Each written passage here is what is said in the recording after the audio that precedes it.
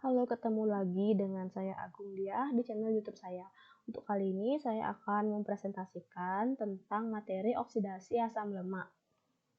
Langsung saja, soal pertama itu tentang proses degradasi asam lemak. Ada 3 tahap. Tahap 1 itu ada aktivasi asam lemak, itu letaknya di sitoplasma. Asam lemak akan mengalami fosforilasi dengan menggunakan ATP dan diaktifkan dengan asetil-CoA menghasilkan asam lemak CoA, AMP, dan pirofosfat anorganik. Tahap 2 yaitu pengangkutan asam lemak koenzim A dari sitoplasma menuju mitokondria dibantu karnitin yang terdapat di membran mitokondria. Tahap 3 itu ada oksidasi beta. Nah, dibagi lagi menjadi 4 tahap. Yang pertama ada dehidrogenasi 1. Dehidrogenasi asam lemak CoA itu oleh enzim asil CoA dehidrogenase menjadi enoil CoA. Nah, selanjutnya FAF itu akan direduksi menjadi FADH2 dan dapat menghasilkan ATP melalui rantai respirasi. Tahap 2 yaitu hidratasi yang mengakibatkan ikatan rangka pada enoil koenzim A itu dihidratasi menjadi 3-hidroksiasil CoA oleh enzim enoil CoA hidratase. Selanjutnya untuk tahap 3 adalah dehidrogenasi yang kedua. Proses dehidrogenasi ini yaitu proses dehidrogenasi 3-hidroksiasil CoA oleh beta-hidroksiasil CoA dehidrogenase dengan bantuan NAD+ sebagai koenzimnya dan menghasilkan beta-ketoasil CoA. Dan tahap yang terakhir adalah pemecahan molekul dengan enzim beta-ketoasil CoA tiolase dan dihasilkan molekul asetil CoA lagi dan rantai asam lemak yang tersisa. Nah, untuk soal 2 ini sebenarnya sudah terjawab, yaitu enzim yang terlibat. Nah, untuk enzim yang terlibat ada 4. Yang pertama, asil CoA dehidrogenase. Selanjutnya yang kedua, enoil CoA hidratase. Yang ketiga, beta-hidroksiasil CoA dehidrogenase.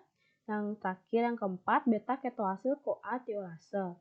4 enzim ini berperan dalam proses beta-oksidasi asam lemak.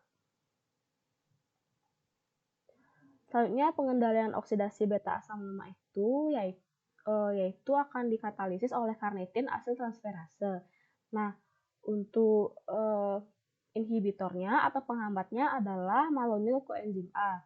Nah, apabila terjadi dipogenesis aktif, maka akan terjadi peningkatan kadar malonyl koenzim A dan juga terjadi penghambatan proses oksidasi beta asam lemak. Dan sebaliknya, apabila lipogenesis itu terhambat, maka oksidasi beta asam lemaknya akan berjalan dengan baik karena malonyl koenzim A-nya itu kadarnya rendah.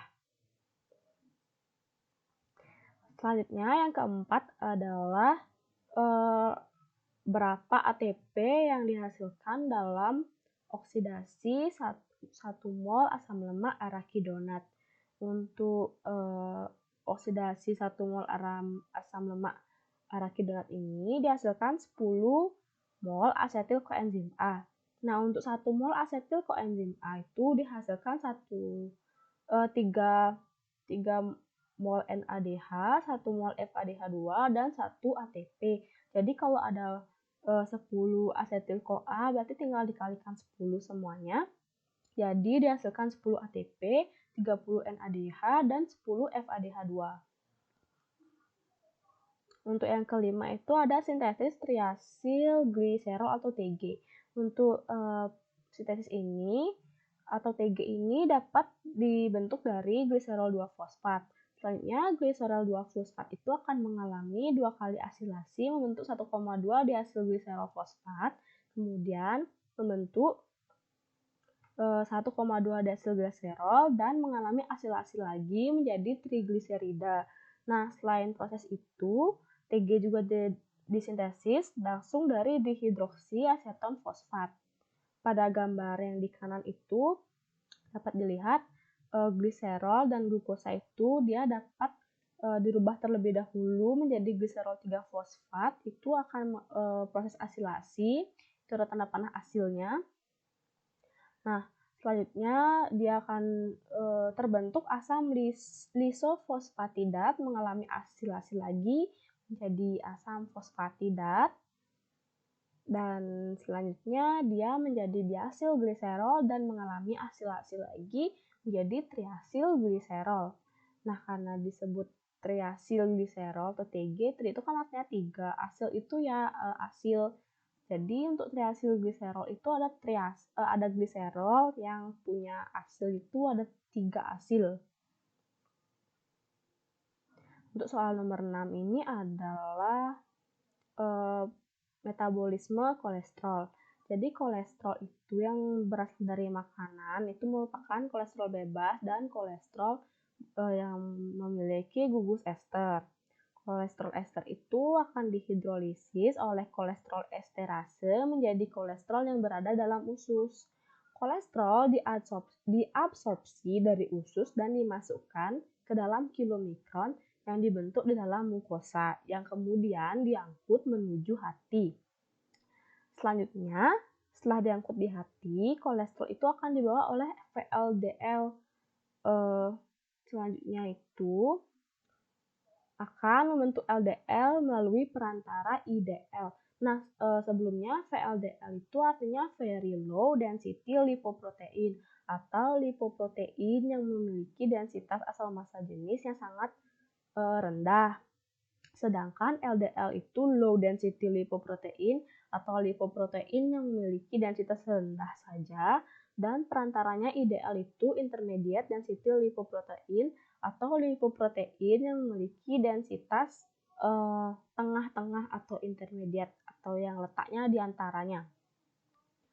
Selanjutnya LDL akan membawa kolesterol ke seluruh tubuh, tetapi dalam keadaan kadar kolesterol berlebih dalam darah akan mempergunakan HDL dalam darah untuk mengangkut kelebihan kolesterol menuju hati agar terjadi metabolisme kembali dan bisa disebarkan ke seluruh tubuh melalui sirkulasi darah. HDL ini dia kepanjangannya high density lipoprotein, artinya lipoprotein yang memiliki densitas tinggi. Nah, selanjutnya setelah makan kolesterol itu akan diserap oleh usus halus dan selanjutnya masuk ke sirkulasi darah dan disimpan dalam suatu mantel protein. Mantel protein kolesterol ini kemudian dikenal dengan nama kilomikron.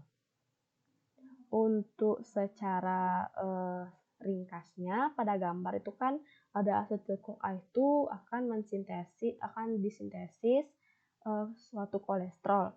Nah, dengan bantuan lipoprotein itu ada transportnya. Lipoprotein itu sebagai perantara atau pembawa atau transport itu akan membawa kolesterol ke hati. Selanjutnya di hati kolesterol akan dikonversi menjadi asam empedu dan bisa juga langsung diekskresi hati dalam bentuk empedu. Nah, asam empedu ini juga akan mengekskresikannya di empedu. Itu saja yang dapat saya sampaikan. Jangan lupa like dan subscribe. Sampai berjumpa di video selanjutnya.